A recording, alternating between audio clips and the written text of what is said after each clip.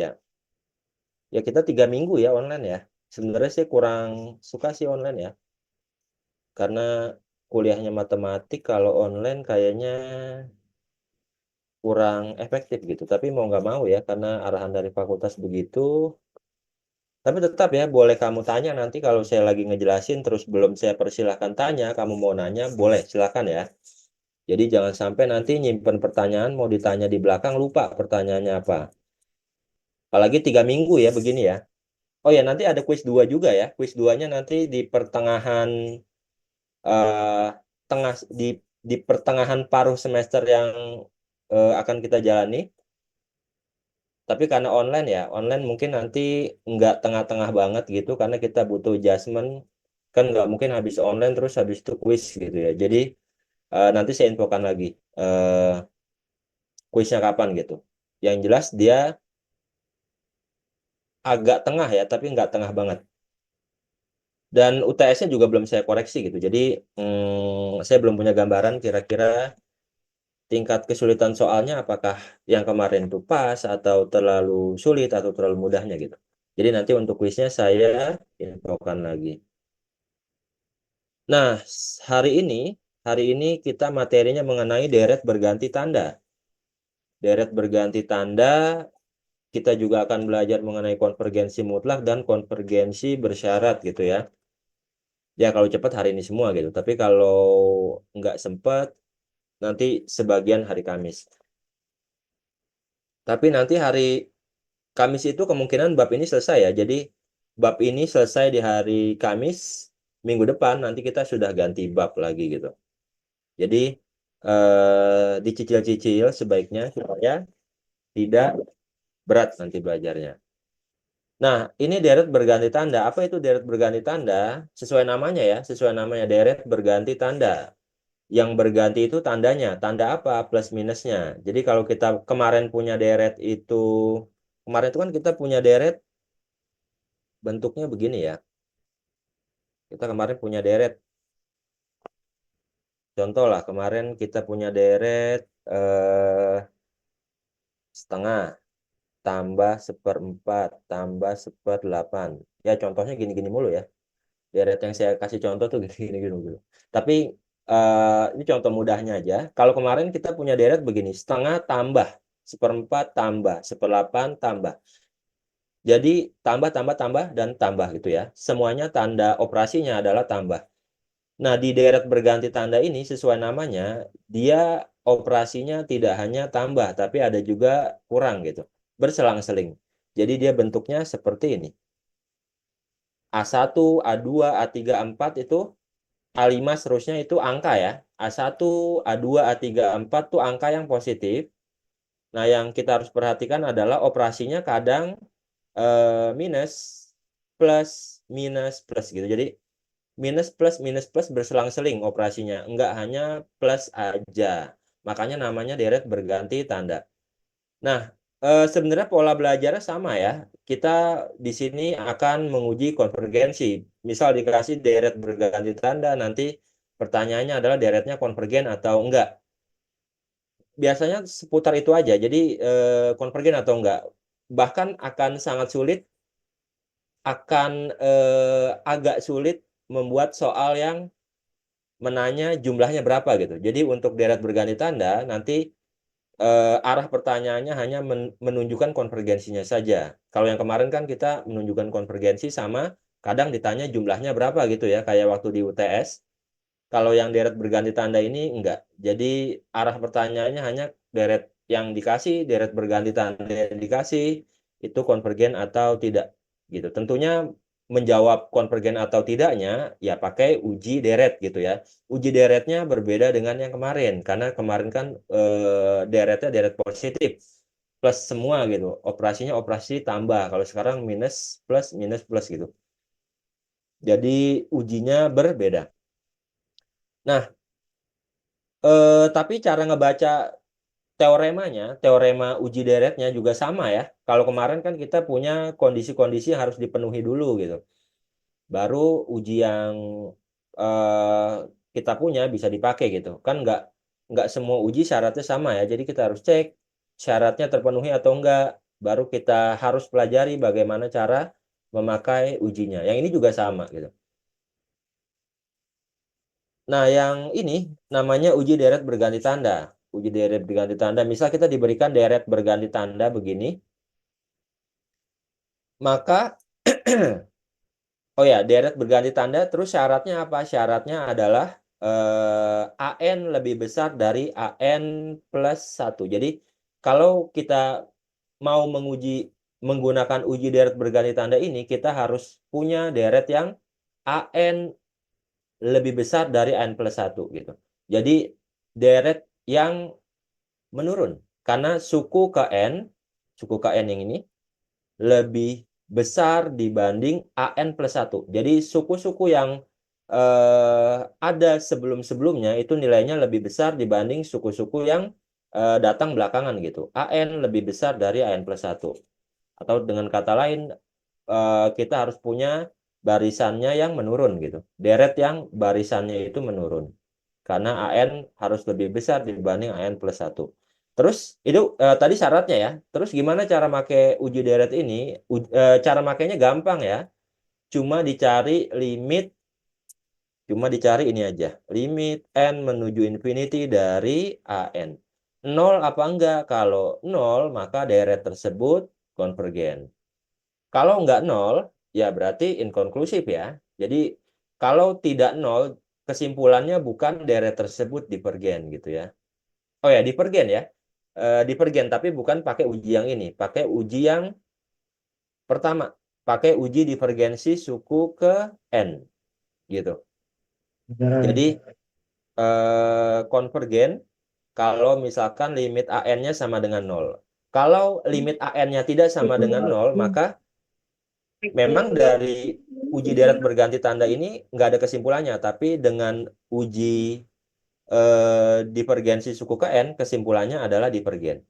Jadi, cara makainya gampang. Kamu cuma harus mencari limitnya 0 atau enggak gitu.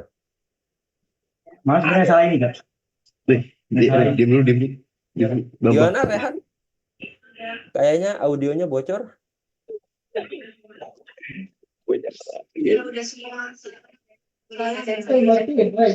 Bisa di-mute dulu, Rehan. Ini nih. Oke ya, kita lanjut.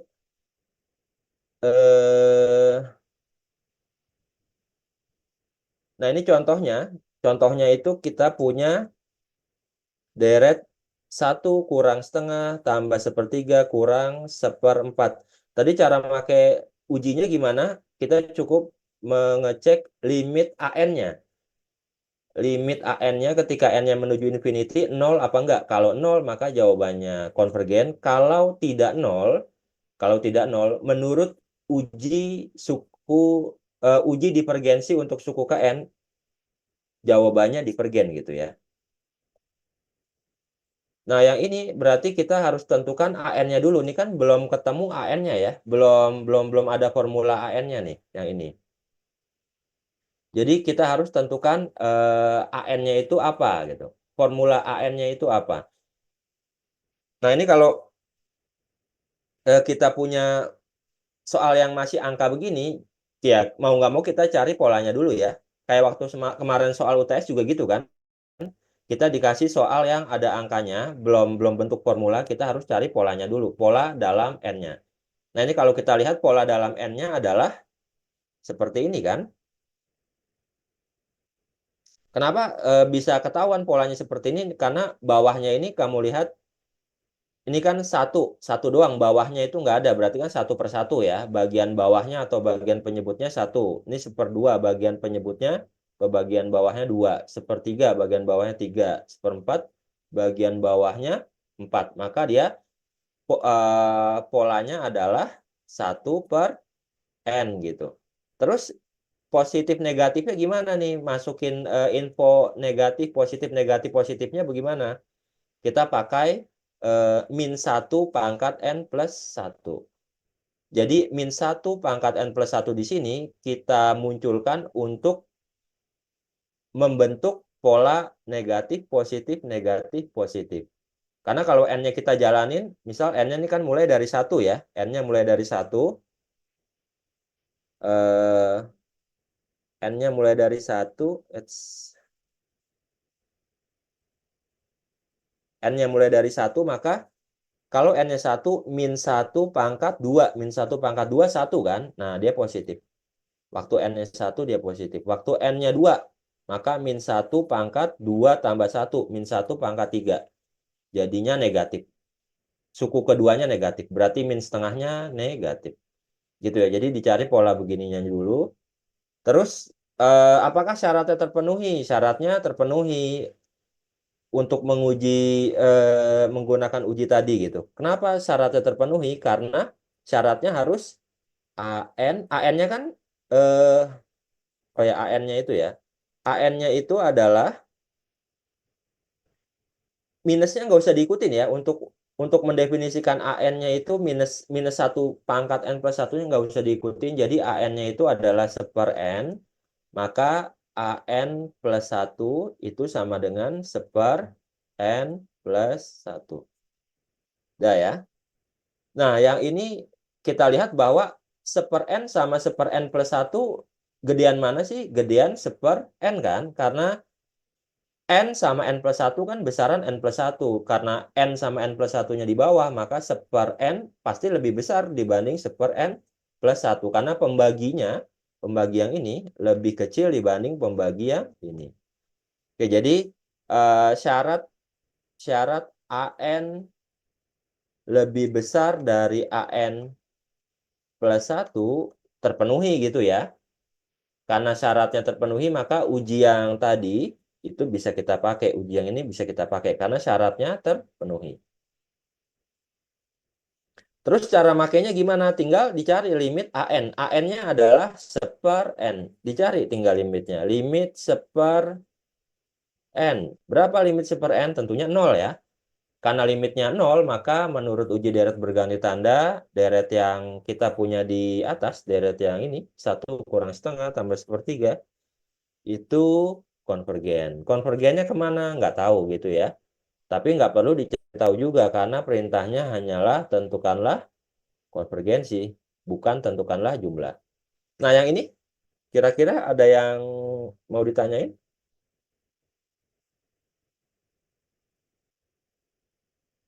Enggak ya? Masih bisa ngikutin ya? Nah, terus perintahnya lagi. Di sini sebenarnya ada perintah lanjutannya. Tadi kan kita udah nentuin konvergensi ya, konvergen atau enggak. Jawabannya konvergen. Terus ada perintah lanjutannya. Selain itu, tentukanlah berapa banyak suku deret ini harus diambil agar didapat jumlah parsial Sn yang selisih dengan jumlah deret aslinya. Selisih dengan jumlah deret aslinya itu kita namain S. Itu nggak lebih dari 0,01. Nah, untuk menjawab pertanyaan ini kita lihat kalimat yang ada di sini. Jadi ini ada lanjutannya ya. Jadi kalimat awal misalkan sampai konvergen ini, sampai kalimat konvergen ini itu hanya untuk menguji konvergen atau enggaknya. Tapi untuk menentukan berapa error maksimalnya, kita gunakan kalimat yang lebih lanjut selanjutnya ini gitu ya. Galat atau error yang dibuat dengan menggunakan jumlah n suku pertama untuk mengaproksimasi jumlah deret S tidak lebih besar daripada AN. Nah, ini maksudnya apa? Jadi kalau kita punya deret, misal gitu, 1 kurang setengah tambah 1/3 kurang 1/4. Ini kan nggak berhenti-berhenti gitu ya. Tapi bisa aja dong kita mengaproksimasi, kita mengira-ngira jumlah deret yang ada di sini itu kurang lebih adalah sebesar, kita cut aja gitu sampai sini. Tentunya ini hanya perkiraan doang ya. Karena hanya perkiraan doang, maka ada errornya kan. Nah, errornya itu nilai maksimalnya bisa diperkirakan dari pernyataan yang tadi gitu. Pernyataan yang galat error ini tidak lebih besar daripada AN plus 1. Jadi kalau misalkan kita punya deret seperti ini, 1 kurang setengah tambah 1/3 kurang 1/4, lalu kita mau memperkirakan jumlahnya adalah 1 kurang setengah tambah 1/3, ini kan bisa kita hitung ya. Kita hitung jadinya adalah, kita jadiin per 6 semua kan. Ini satunya bakal jadi 6. Ini min setengah bakal jadi min 3 gitu kan. Ini sepertiga bakal jadi plus 2. Ini jadi jumlahnya adalah 5. 5/6. Tentunya 5/6 ini bukan jumlah sebenarnya dari deret 1 kurang setengah tambah sepertiga ini gitu ya. Tapi jumlah aproksimasi, jumlah perkiraan. Oleh karena itu pasti ada selisihnya, pasti ada errornya. Errornya seberapa besar aproksimasi ini? Errornya itu adalah paling besar sebesar AN plus 1. Jadi errornya adalah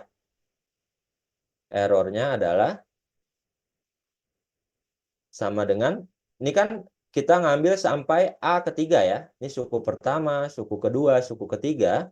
Maka error yang kita punya sesuai dengan statement ini ya, yaitu sebesar A4. Karena kita ambil N-nya sampai 3. 1, 2, 3. Maka errornya itu lebih kecil dari A4. Lebih kecil ya, bukan bukan bukan sama dengan, tapi lebih kecil. Lebih kecil errornya ya. Errornya lebih kecil dari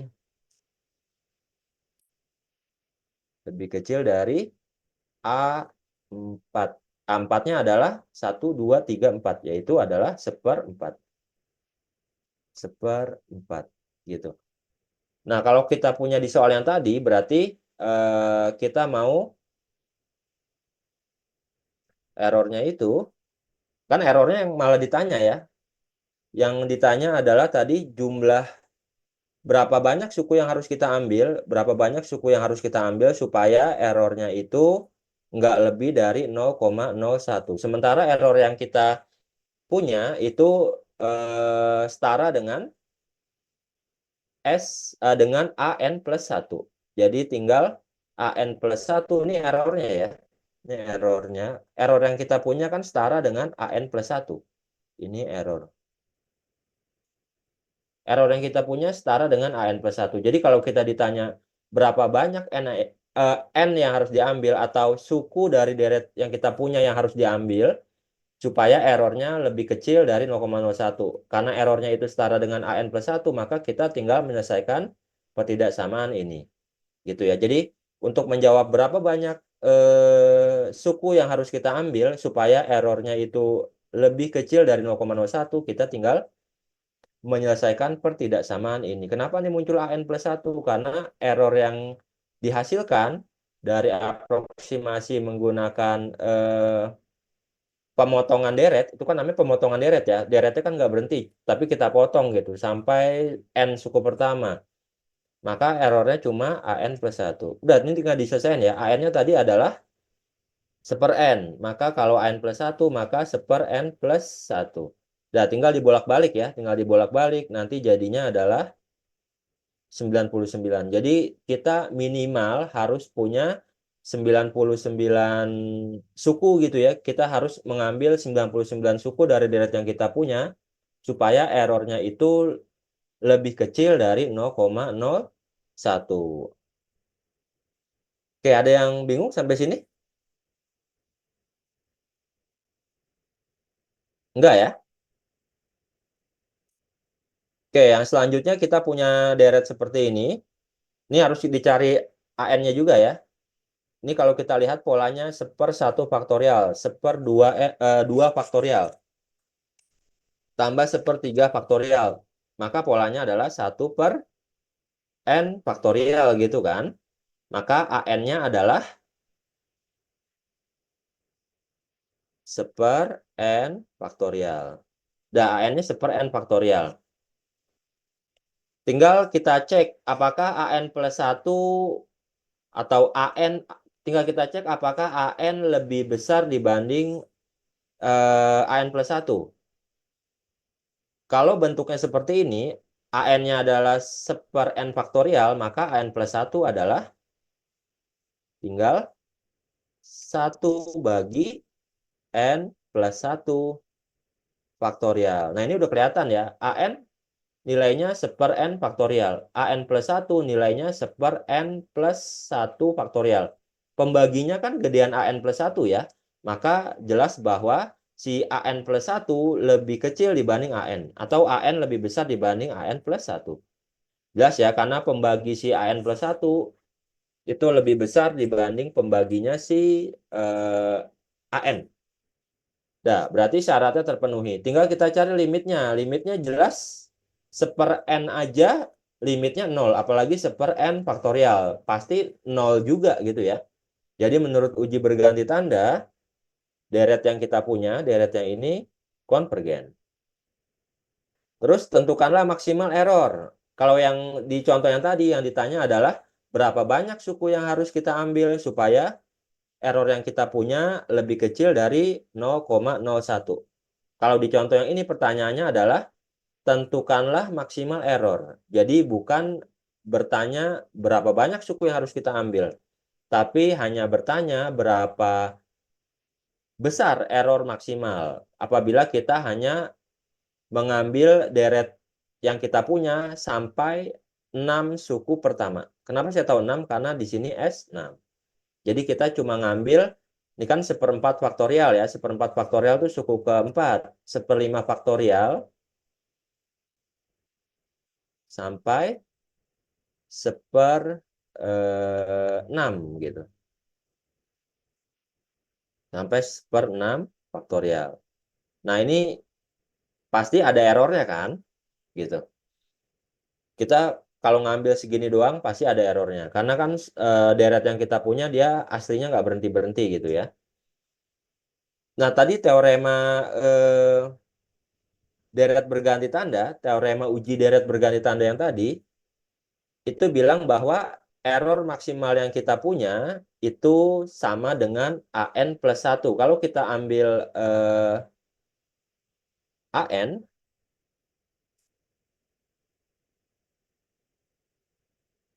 nah tadi kita punya errornya itu maksimal tidak lebih besar dibanding AN plus 1.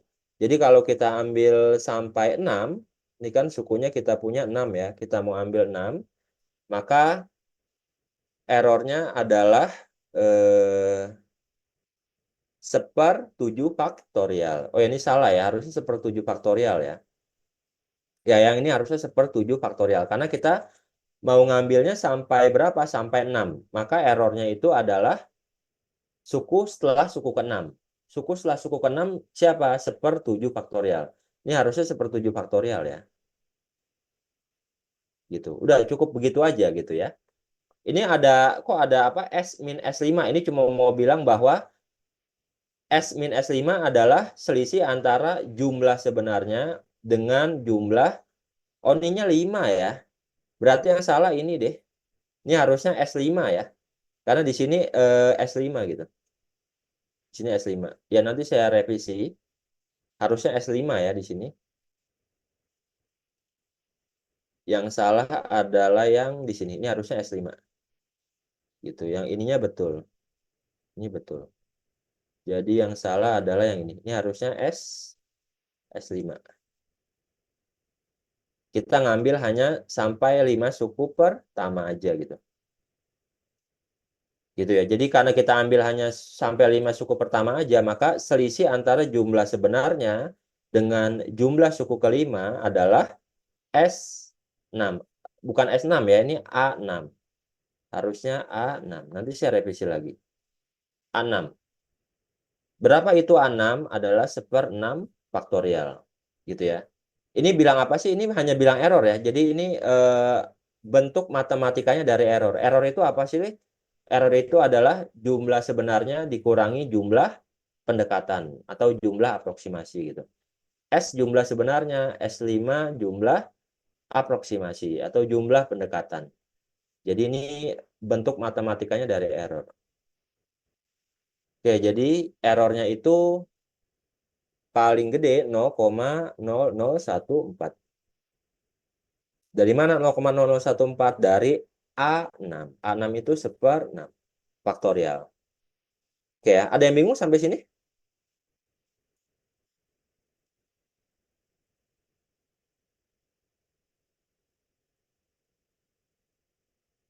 Enggak ya? Enggak ada yang bingung ya? Nah, selanjutnya ada terminologi baru, ada istilah baru gitu. Istilah barunya adalah di sini ada namanya konvergen mutlak. Ada lagi namanya konvergen bersyarat. Kalau yang kemarin-kemarin kan kita hanya kenal istilah konvergen atau divergen. Konvergennya konvergen doang kan, nggak ada kata sifatnya lagi gitu. Kalau di sini kita punya dua jenis konvergensi. Pertama konvergen mutlak, yang kedua konvergen bersyarat gitu. Ini kita abaikan teoremanya dulu ya. Kita abaikan teoremanya dulu. Kita lihat istilahnya dulu, istilah barunya dulu.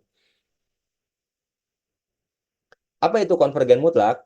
AN, suatu deret AN, sigma AN, suatu deret sigma AN dikatakan konvergen mutlak jika, ya ini typo, jika sumasi dari mutlak AN-nya konvergen. Gitu. Sesuai namanya ya, konvergen mutlak. Maka sumasi dari mutlak AN. Kalau sumasi dari mutlak AN konvergen, maka si ini sumasi dari AN dikatakan konvergen mutlak. Terus ada lagi namanya konvergen bersyarat. Apa itu konvergen bersyarat? Konvergen suatu deret sigma AN dikatakan konvergen bersyarat jika apa? Jika sumasi AN-nya konvergen, tapi sumasi mutlak AN-nya divergen. Gitu ya. Jadi eh, arti terminologi barunya seperti itu doang. Konvergen mutlak artinya apa? Sumasi mutlak AN-nya konvergen. Konvergen bersyarat apa? Sumasi dari AN konvergen, tapi sumasi dari eh, mutlaknya tidak konvergen.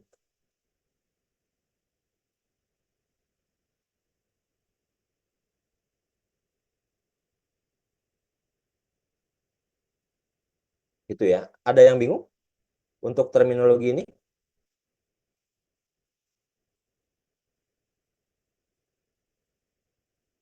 Jadi nanti diperhatikan di soalnya itu apakah hanya menguji konvergen atau divergen doang, ataukah kalau divergen, kalau konvergen diminta untuk menentukan jenis konvergennya, apakah konvergennya mutlak atau konvergennya bersyarat. Kalau konvergen mutlak adalah sumasi mutlak AN-nya konvergen. Konvergen bersyarat sumasi AN yang tanpa mutlak konvergen, tapi sumasi mutlak AN-nya divergen. Jadi nanti ada kemungkinan di mana mutlak AN-nya divergen, tapi ketika mutlaknya dihilangin, itu deretnya jadi deret yang konvergen. Tapi nggak mungkin sebaliknya ya. Jadi nggak mungkin mutlaknya konvergen, begitu mutlaknya dibuang, dia jadi deret yang divergen. Itu nggak mungkin. Jadi yang mungkin hanya kalau mutlaknya sudah konvergen, maka ketika mutlaknya dibuang, dia pasti tetap konvergen. Kalau kita punya yang tanpa mutlaknya konvergen, jadi tidak mungkin kondisinya, ini yang nggak mungkin ya, ini kondisi yang nggak mungkin. Jadi kalau kita punya ini konvergen, tidak mungkin eh, tidak mungkin ketika mutlaknya dibuang jadi divergen. Pasti yang tanpa mutlak ini pasti tetap konvergen juga. Tapi sebaliknya ya, sebaliknya ada juga kondisi di mana ketika AN-nya konvergen, ini yang tanpa mutlak ya, ini konvergen, ada kemungkinan, ada kemungkinan, ada kemungkinan, namanya ada kemungkinan kan bisa bisa terjadi bisa enggak ya. Kalau AN-nya konvergen ada kemungkinan yang pakai mutlak divergen ya. Gitu. Jadi ini yang harus kita cermati. Kalau yang pakai mutlaknya sudah konvergen, begitu mutlaknya dibuang, pasti tetap konvergen.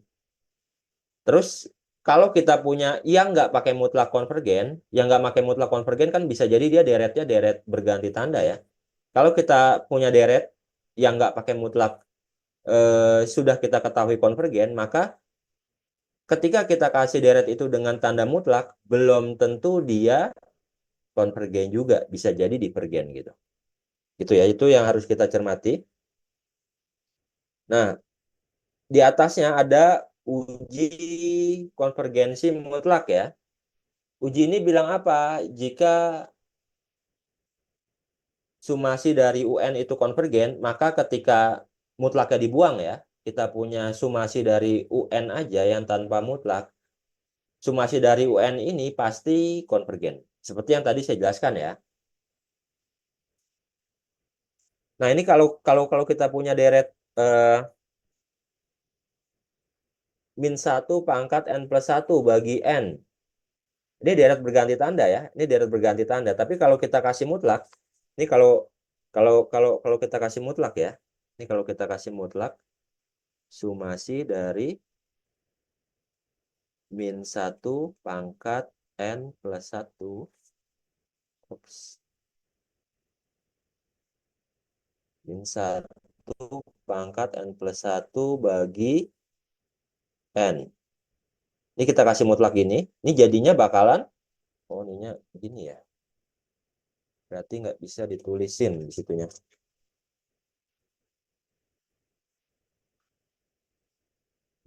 Ya, saya nulisnya di sini aja deh. Di sebelah kanannya aja, kirinya aja. Ini kalau kita punya deret, ini dihapus aja deh, hilang-hilangan dulu ya. Sumasi dari yang ini ya, yang ini mau saya kasih mutlak nih. Mutlak min 1 pangkat N plus 1 bagi dengan N. Ini kalau dikasih mutlak, dia N ini nggak berpengaruh ya, mau dimutlakin jadi apa. Kalau N-nya ini kita mutlakin, dia tetap N juga. Nah, yang berpengaruh dari tanda mutlak ini adalah ke min 1. Karena kita tahu bahwa mutlak itu adalah menghilangkan negatif kan, maka bentuk ini akan menjadi seper N gitu. Min 1 pangkat N plus 1-nya jadi 1. Minusnya jadi hilang gitu ya. N-nya tetap N. Deret apa ini? Ini deret harmonik ya. Ini harmonik. Gitu. Itu deretnya deret harmonik.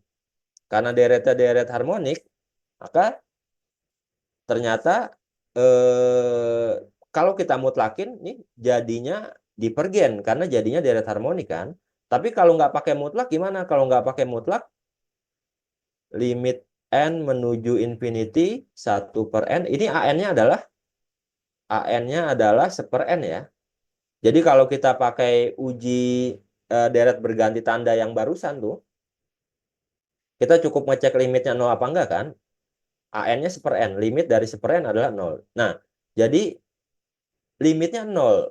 Jadi kalau dia tanpa mutlak, kalau tanpa mutlak kan kita bisa pakai uji berganti tanda yang tadi ya. Bisa pakai uji yang ini. Kalau nggak pakai mutlak kan, gimana cara makainya? Cari limitnya. Ternyata limitnya 0. Limitnya 0. Kenapa? Karena seper N. Kenapa kok seper N? Karena AN-nya seper N. 0. Jadi kalau nggak ada mutlaknya, kita bisa pakai uji deret berganti tanda, nilainya 0. Kesimpulannya konvergen. Tapi kalau pakai mutlak, dia jadi deret harmonik. Kemarin udah kita belajar bahwa deret harmonik adalah deret yang divergen. Jadi ini adalah contoh di mana ketika kita nggak pakai mutlak, deret yang kita punya konvergen. Tapi ketika kita kasih mutlak, ternyata malah jadi divergen. Gitu ya. Tapi ingat, kalau di awal, kalau kita punya deret yang pakai mutlak konvergen, maka ketika mutlaknya dilepas, tetap konvergen. Sesuai dengan uji konvergensi mutlak yang ini. Nah, yang ini uji rasio mutlak. Kalau kemarin sebelum UTS, kita pernah belajar uji rasio doang kan, nggak pakai mutlak. Nah, yang ini uji rasio mutlak. Cara makainya sama ya, tinggal yang kemarin nggak pakai mutlak, sekarang pakai mutlak. ngitungnya lebih sulit nggak? Enggak, karena mutlak itu hanya ngefek ke min satunya aja, ke variabel n-nya nggak ngefek apa-apa ya. Kayak tadi kita punya, ini kita mutlakin, n-nya tetap n. Yang hilang apa? Yang hilang adalah min 1 pangkat n-nya. Itu jadi hilang, jadi 1 gitu. Oke ya. Terus eh, cara makainya gimana? Untuk ininya juga sama ya. Ininya sama nih, ketentuan apa row-nya. Ini kan kita nyari limit ini dapat dapat row. Ketentuan row-nya sama ya. Kesimpulannya sama semua dengan yang uji rasio yang nggak mutlak kemarin gitu, sama. Jadi benar-benar yang baru hanya mutlaknya aja sekarang. Kayak contoh yang ini kita mau uji konvergensinya menggunakan uji rasio mutlak. Apa yang kita lakukan? Kita harus definisikan dulu AN-nya apa ini AN-nya dari deret ini. AN-nya adalah AN-nya adalah 3 pangkat N bagi N faktorial. Ingat, waktu kita mendefinisikan AN, min 1 pangkat N-nya ini nggak usah diikutin ya. Jadi AN itu adalah pure yang mengandung variabel N saja, di luar min 1 gitu. Dan yang perlu kita lakukan hanya AN plus 1 bagi AN. Atau UN plus 1 bagi UN. Ya sama aja, mau pakai A, mau pakai U. Yang jelas AN plus 1 bagi AN. Yang indeksnya plus 1 dibagi yang indeksnya N aja. Kalau kita punya AN-nya adalah 3 pangkat N bagi N faktorial, maka AN plus 1-nya kita cukup mengganti AN plus 1. Kita udah tahu AN-nya adalah 3 pangkat N bagi N faktorial. Maka AN plus 1 adalah, ini tinggal kita ganti ya, di sini N. Karena di sini AN plus 1, maka 3N plus 1. Bagi dengan, di sini N faktorial. Kita mau N plus 1, maka N plus 1 faktorial. Nah, tinggal dibagi. Bagi dengan limitnya ya, dibagi dengan si AN plus 1 dibagi dengan AN gitu. Jadi limit N menuju infinity 3 pangkat N plus 1 bagi N plus 1 faktorial. Bagi dengan 3N, 3 pangkat N bagi N faktorial gitu. Nah, tinggal dibolak-balik ya. Saya rasa kalau yang kayak begini, ke langkah selanjutnya kamu udah lancar gitu ya, karena tinggal dibolak-balik. Ini pembagian dengan pecahan kan. Pembagian dengan pecahan berarti artinya adalah tinggal dibalik. Ini di atas jadi di bawah, ini di bawah jadi di atas gitu. Terus operasinya yang awalnya bagi jadi kali gitu. Sama seperti SMA ya, pembagian pecahan gitu. Nah, jadinya bagian ini nanti berubah menjadi perkalian, tapi ininya dibalik. 3 pangkat N bagi N faktorial dibalik. Jadi begini. Tinggal dicoret-coret ya. N plus 1 faktorial dikalikan dengan N. Bisa kecoret gitu. Kecoret. Jadinya adalah N plus 1 aja. Karena N plus 1 faktorial dengan N faktorial kecoret. Ini N faktorialnya habis. N plus 1 faktorialnya menjadi N plus 1 aja tanpa faktorial. Terus 3 pangkat N plus 1 dibagi dengan 3 pangkat N. Pelajaran SMA, kalau kita punya bilangan berpangkat gitu, bilangan pokoknya sama. Ini kan bilangan pokoknya 3 ya. Pangkatnya N plus 1 dengan pangkatnya N. Dibagi operasinya, maka pangkatnya tinggal dikurangin. N plus 1 kurang N. Jadinya apa N plus 1 kurang N? Jadinya adalah 1. Jadi ini 3 pangkat 1. Nah, tinggal cari limitnya. Limitnya berapa? 0. Kalau 0, menurut uji rasio ini, tidak memberikan kepastian gitu ya. Tidak memberikan kepastian. Berarti eh, ini 0 ya. 0.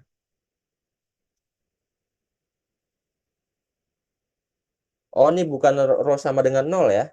Ini typo. Ini harusnya row sama dengan 1 ya, yang inkonklusif itu. Jadi Kalau rho lebih kecil dari 1, termasuk 0 ya, termasuk 0, maka deretnya konvergen mutlak.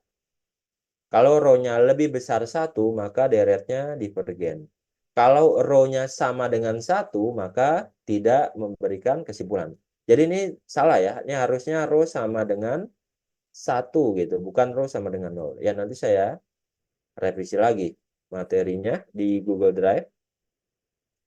Jadi ini karena rho-nya sama dengan 0, maka kesimpulannya adalah 0 itu lebih kecil 1 ya, maka deret yang kita punya konvergen mutlak. Karena konvergen mutlak, maka kalau mutlaknya mau kita hilangin, mau yang begini aja nih, ini kan dia nggak pakai mutlak nih, karena masih ada negatifnya, maka dia juga pasti konvergen gitu. Walaupun kita nggak nguji ini kan, kita ngujinya tadi yang pakai mutlak, yang apa namanya, yang min satunya udah dihilangin nih. AN-nya kan ini. Udah nggak ada min satunya kan. Ini juga gitu. AN-nya nggak ada min satunya. Kita ngujinya yang mutlak. Tapi karena dia konvergen mutlak, maka ketika mutlaknya dilepas berarti min satunya ada ini. Dia tetap konvergen. Oke ya. Nah yang ini sebenarnya nggak pakai uji rasio ya. Jadi kalau di kuliah kita ini di kalkulus ya, kan matematik gitu ya. Matematik kamu sudah belajar matematik dari SMA. Cuma bedanya adalah waktu SMA kamu dikasih soal caranya A, B, C gitu. Nanti waktu ujian caranya A, B, C gitu ya. Persis sama gitu. Nah, kalau di kuliahan ini enggak. Jadi bisa bisa rada beda sedikit. Bedanya juga hanya sedikit gitu ya. Tapi umumnya sama gitu. Tapi ada juga cara yang nggak sama. Contohnya adalah ini. Kalau tadi kita pakai uji rasio mutlak. Uji rasio mutlak kan cuma gimana sih prosedurnya, cuma UN plus 1 bagi UN. Kasih mutlak gitu. Udah gitu doang kan. Tapi ada juga cara yang nggak standar. Cara yang nggak standar ini biasanya di ujian itu jarang keluar gitu ya. Atau kalau misalkan keluar, cara yang nggak standarnya juga mirip cara yang udah diberikan di contoh, seperti di sini gitu. Ini nggak pakai uji rasio mutlak ya. Ini pakai sifat kosinus. Kosinus itu, ya kita lihat deretnya dulu deh. Deretnya itu cos n faktorial bagi n kuadrat. Ini nggak pakai uji rasio, pakainya begini malah. Ini kita bandingin dengan seper n kuadrat. Seper n kuadrat itu adalah deret yang konvergen karena merupakan deret P kan. Deret P dengan P-nya lebih besar 1, maka dia konvergen seper n pangkat 2. Karena deret yang kita punya lebih kecil dibanding seper n pangkat 2, yang mana seper n pangkat 2 ini konvergen, maka menurut uji banding biasa ya, deret yang kita punya ini konvergen juga. Tapi ini dapat dari mana? Dapat dari kosinus itu nilai mutlaknya lebih kecil dari 1. Selalu pasti begitu. Nah, ini kan nggak standar ya. Kita harus ngide lain gitu. Ya memang itu yang membedakan matematika di kuliahan dengan matematika di SMA. Kalau di SMA ya caranya begitu-begitu aja tuh. Kalau di kuliahan kadang kita punya cara yang mandatori gitu ya. Maksudnya cara mandatori adalah contoh yang ini. Mandatorinya kan cuma UN plus 1 bagi UN. Begitu doang, cari limitnya gitu. Tapi ada juga kadangkala yang enggak mandatori. Seperti ini kan. Ini enggak mandatori. Kenapa? Karena kita harus ngide. Ternyata kita harus punya ide bahwa cos N itu nilai mutlaknya lebih kecil dari 1. Kenapa mutlak cos N lebih kecil dari 1? Karena cos N itu kan paling rendah 1, paling rendah min 1, paling tinggi 1 gitu. Jadi kalau kita mutlakin dia nilainya itu 1, paling gede. Harus ngide begini gitu ya. Tapi nggak apa-apa. Jadi jangan jangan jangan patah semangat. Kok udah belajar yang cara mandatori kamu udah lancar, begitu lihatnya ini, oh caranya beda lagi nih, bedanya beda jauh gitu. Memang begitu gitu. Tapi di ujian nanti ya nggak nggak keluar juga ya ngidenya itu macam-macam kayak gini, enggak gitu. Mungkin yang modelnya kayak gini ada sedikit kemungkinan untuk keluar. Tapi kalau pakai cara yang di luar ini nggak, agak sulit untuk dijawab kan. Jadi agak kecil kemungkinannya untuk masuk soal ujian cara-cara yang aneh begini gitu. Jadi yang harus kamu kuasai banget adalah cara-cara mandatori yang seperti ini gitu ya. Cuma UN plus 1 bagi UN, cari limitnya. Gitu ya. Jadi kalau kamu perhatikan di slide ini, kadang-kadang kan kita punya cara yang normal gitu. Terus tiba-tiba ada contoh yang caranya itu kok rada beda dengan contoh yang lainnya. Harus harus ngide yang agak jauh. Memang begitu, bedanya begitu dengan yang matematika di SMA. Tapi meskipun caranya kadang-kadang ada yang beda jauh, tapi untuk di ujian itu mayoritas soal yang akan dikeluarkan adalah soal-soal yang caranya mandatori seperti kamu belajar di SMA gitu ya. Jadi nggak usah patah semangat, kok susah banget dipahaminya. Kadang-kadang caranya beda jauh. Tapi kan hanya beberapa aja gitu, nggak semuanya. Yang harus kamu kuasai banget adalah cara-cara yang mandatori, cara-cara yang normal. Yang ini, apakah mungkin keluar di ujian? Mungkin, kemungkinannya kecil tapi ya. Kalau misalkan ada yang keluar di ujian juga caranya ya mirip-mirip begini ya. Jadi nggak uji rasio, pakai pakai uji lain, cuma mirip dengan yang udah ada di contoh. Nggak yang harus ngide yang lain lagi, nggak. Nah, ini juga sama, ini pakai uji apa ini? Oh ya, ini gabungan antara uji deret berganti tanda dengan uji rasio ya. Ya ini kita lihat, ini kita punya bentuknya seperti ini. Perintahnya apa? Perintahnya tentukanlah konvergensi ya. Tentukanlah konvergensi. Jadi perintahnya adalah tentukanlah konvergensi. Terus ada lagi nih perintahnya. Jadi nanti dicermati ya perintahnya itu apakah tentukanlah konvergensi. Kalau perintahnya hanya tentukan konvergensi, jawabannya cuma konvergen atau divergen. Nah, di sini ada perintah lagi. Kalau konvergen, tentukanlah apakah konvergennya jenis yang mutlak atau jenis yang bersyarat gitu. Kalau hanya menguji konvergensi itu cukup menggunakan uji deret berganti tanda yang awal tadi. Pakai uji yang ini kan, yang awal. Nah, pakai uji yang ini. Tinggal kita cek apakah AN lebih besar dari AN plus 1. Kalau iya, tinggal prosedur ngujinya limitnya dicari. Sama dengan 0 atau enggak. Kalau nggak sama dengan 0 ya berarti divergen. Kalau sama dengan 0 konvergen. Cukup begitu aja. Untuk menjawab pertanyaan konvergen atau divergennya aja gitu. Nah ini makanya kita kita cek syaratnya terpenuhi enggak. AN lebih besar dibanding AN plus 1 terpenuhi ya. Karena pembaginya ini lebih kecil dibanding yang ini. Dah, berarti tinggal kita cari limitnya. Limit dari AN. AN-nya apa? AN itu ingat ya, diambil yang nggak ada min satunya. Limit dari AN adalah seperakar N. Limit dari seperakar N berapa? N-nya menuju infinity, 0. Berarti deretnya konvergen. Kalau deretnya konvergen, kita menuju ke pertanyaan selanjutnya. Konvergennya konvergen mutlak atau konvergennya konvergen bersyarat. Bagaimana ngeceknya? Berarti kita harus harus nguji nih. Kalau misalkan dikasih mutlak, ini kan kalau tanpa mutlak kesimpulannya udah konvergen kan? Maka kita udah setengah jalan. Kita hanya tinggal ngecek kalau dikasih mutlak konvergen atau enggak. Karena tadi saya bilang bahwa ketika nggak ada mutlaknya, dia konvergen. Begitu kita kasih mutlak, bisa ada kemungkinan dia divergen. Jadi harus kita cek lagi kalau misalkan dikasih mutlak. Nah ini dikasih mutlak. Ini deret yang kita punya kasih mutlak gitu ya. Si mutlak jadinya apa? 1/akar N. Deret 1/akar N ini deret apa? Deret P. Deret P dengan P-nya setengah. Kalau kita punya deret P, P-nya setengah, deretnya pasti divergen. Jadi untuk soal ini kita punya kondisi di mana ketika nggak ada mutlaknya dia konvergen, ketika dikasih mutlak dia divergen. Maka kondisi konvergensinya adalah konvergen bersyarat. Gitu ya. Jadi nanti ngeceknya begitu. Kalau pertanyaannya diminta untuk mengecek konvergennya konvergen bersyarat atau konvergen mutlak. Ini udah langsung posting. Oke, ada pertanyaan sampai sini? Kalau pas masuk gimana sih? Najwa gimana? Najwa? Ada pertanyaan?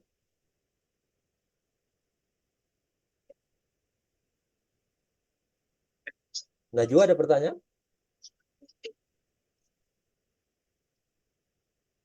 Atau yang lain? Ada pertanyaan?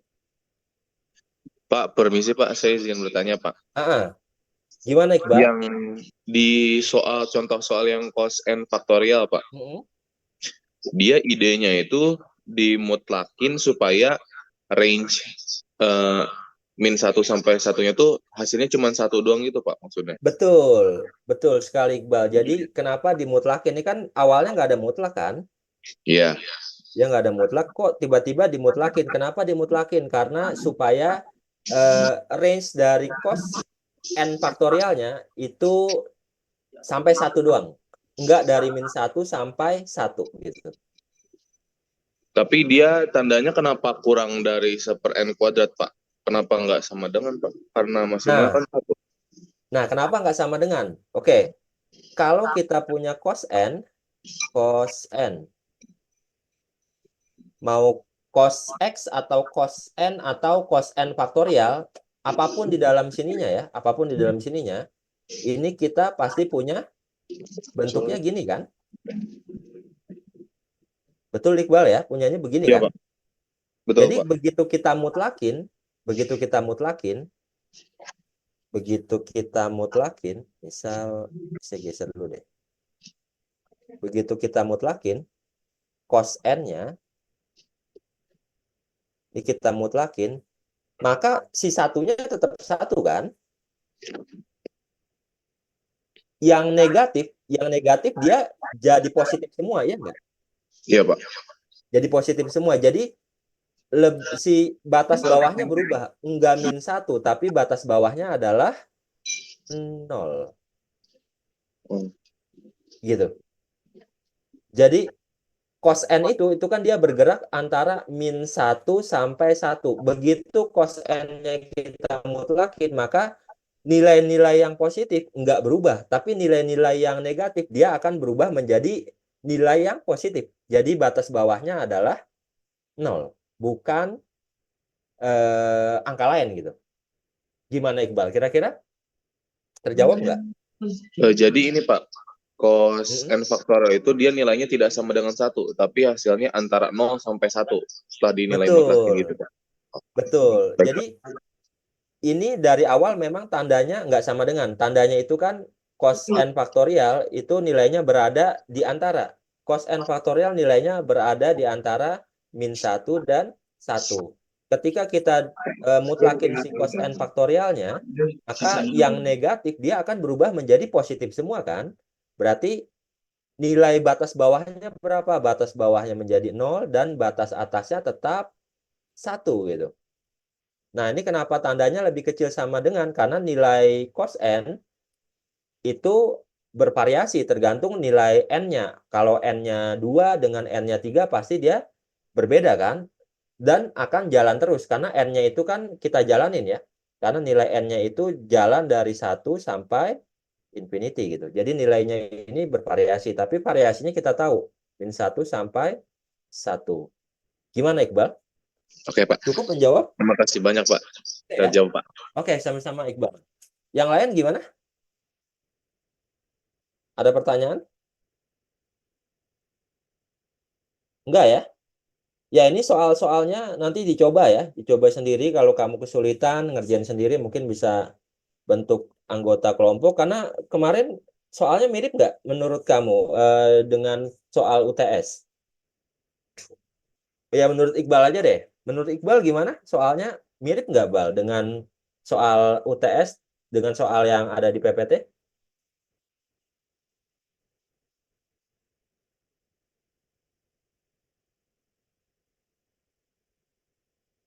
Gimana Iqbal? Mirip nggak?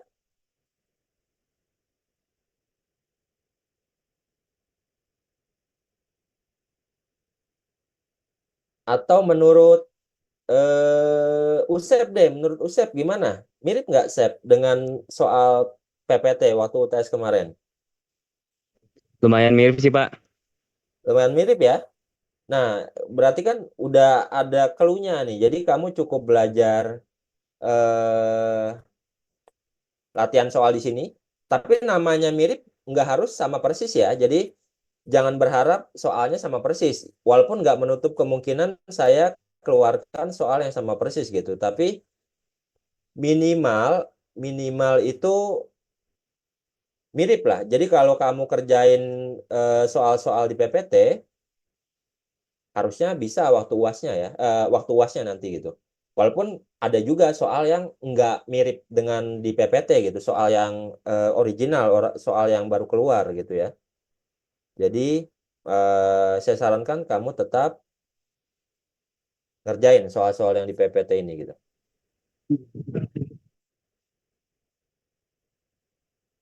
Oke ya, ada pertanyaan?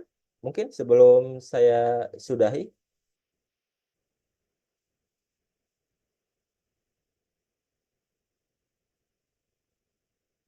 Enggak ya? Enggak ada pertanyaan ya? Nanti kita kuliah lagi hari apa? Kamis ya? Ya, Kamis. Nanti Kamis pagi ya. Ya, mudah-mudahan nggak bergeser ya jadwalnya ya. Oke, ada pertanyaan?